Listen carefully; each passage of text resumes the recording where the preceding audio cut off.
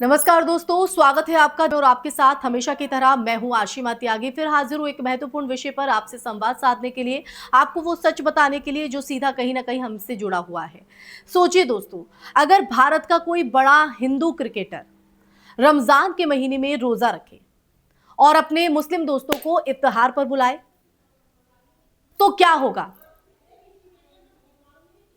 क्या उसे गंगा जमुनी तहजीब का प्रतीक बताया जाएगा या फिर सोशल मीडिया पर धर्म बदलने के आरोप लगने लगेंगे?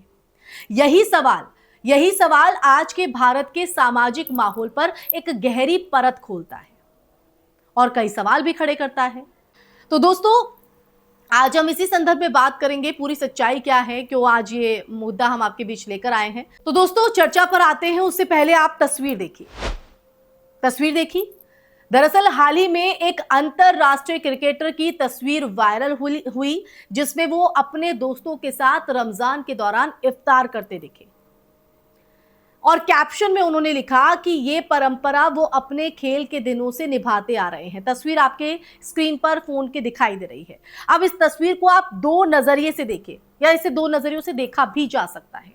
एक, ये दोस्ती, इंसानियत और सांस्कृतिक साझेदारी की एक खूबसूरत मिसाल है, और दूसरा कि आज के भारत के संदर्भ में ये एक विवाद की वजह भी बन सकती थी। दोस्तों, भारत एक धर्मनिरपेक्ष देश है जहां संविधान हर व्यक्ति को अपने धर्म का पालन करने की स्वतंत्रता देता है। अनुच्छेद 25 साफ तौर पर कहता है कि अगर नागरिक को अपने धर्म का पालन, प्रचार और प्रसार करने का अधिकार है।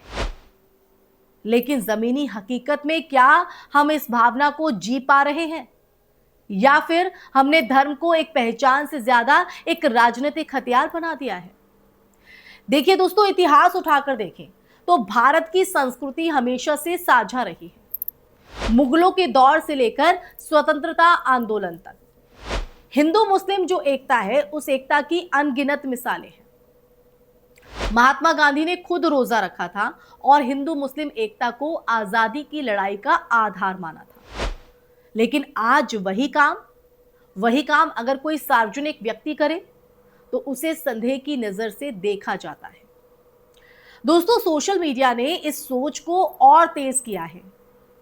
एल्गोरिदम वही दिखाते हैं जो लोगों को भड़काए, जो ज्यादा एंगेजमेंट लाए, और ऐसे में एक साधारण इफ्तार भी एक एजेंडा बन जाता है। ट्रोल आर्मी सक्रिय हो जाती है और कोई इसे लव जिहाद से जोड़ देता है, तो कोई धर्म के खतरे में का जो नैरेटिव है वो बना देता है। तो दोस्तों, सवाल ये है कि क्या हमने अपनी सोच को इतना संकीर्ण कर लिया है कि दोस्ती और इंसानियत भी अब धर्म के चश्मे से देखी जाएगी? क्रिकेट जैसे खेल को ही आप लें, ये हमेशा से भारत में एकता का प्रतीक रहा है। मैदान पर धर्म नहीं, सिर्फ प्रदर्शन मायने रखता है दोस्तों। जब खिलाड़ी एक दूसरे के त्योहार मनाते हैं, चाहे वो दिवाली हो, ईद हो या क्रिसमस हो, तो वो सिर्फ एक इशारा होता है कि इंसानियत पहचान से ऊपर है। लेकिन जब यही चीज समाज में दिखती है तो वो विवाद का कारण बन जाती है। अब देखिए, यहां पर एक और पहलू समझना बेहद जरूरी है। धार्मिक आचरण का निजी और सार्वजनिक अंतर। अगर कोई व्यक्ति अपनी इच्छा से किसी दूसरे धर्म की परंपरा का सम्मान करता है, तो वो उसकी व्यक्तिगत पसंद है।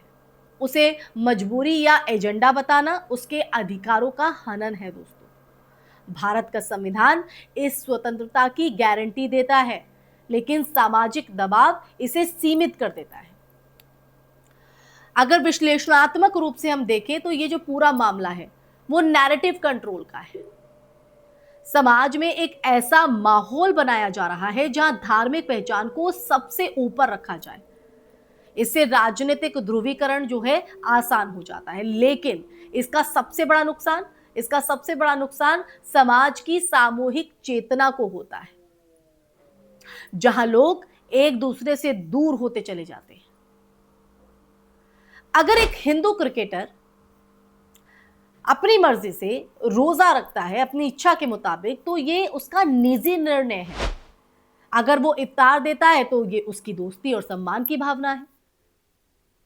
इसे शक की नजर से देखना हमारे समाज की असुरक्षा को दर्शाता है। उस पर सवाल खड़े करना यह दर्शाता है, ना कि उस व्यक्ति की नीयत को, क्योंकि उस व्यक्ति की तो नीयत साफ है, पाक है।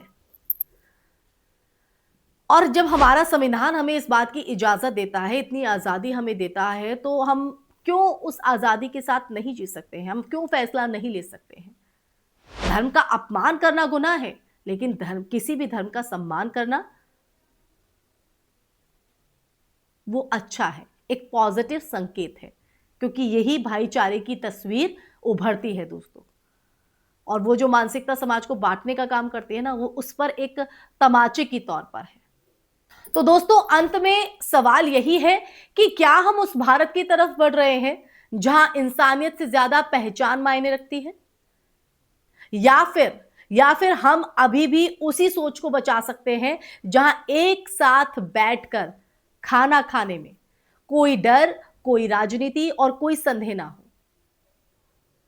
क्योंकि असली ताकत उसी समाज में होती है जहां विविधता को खतरा नहीं बल्कि ताकत माना जाता है। और यही ताकत हमारी देश की खूबसूरती है। इसी के साथ दोस्तों, इस चर्चा में फिलहाल के लिए बस इतना ही। ये चर्चा आपको कैसी लगी? इस चर्चा पर आपकी क्या राय है? ये सच जानकर, ये जो आज की तस्वीर हमने आपको दिखाई है, इस तस्वीर पर आपका नजरिया क्या है या आपकी प्रतिक्रिया क्या है? मन में जो विचार है कमेंट सेक्शन में कमेंट करके दीजिएगा अपनी राय। दोस्तों, तो इसी के साथ इस चर्चा में फिलहाल के लिए बस इतना ही। ये चर्चा आपको कैसी लगी कमेंट सेक्शन में अपनी राय जरूर साझा कीजिएगा। साथ ही साथ इस वीडियो को ज्यादा से ज्यादा शेयर कीजिएगा, हमारे चैनल को सब्सक्राइब कीजिएगा। फिर हाजिर होंगी ऐसी ही चर्चा लेकर, सच का संवाद लेकर। तब तक के लिए अपना ख्याल रखिए। जय हिंद, जय भारत, नमस्कार।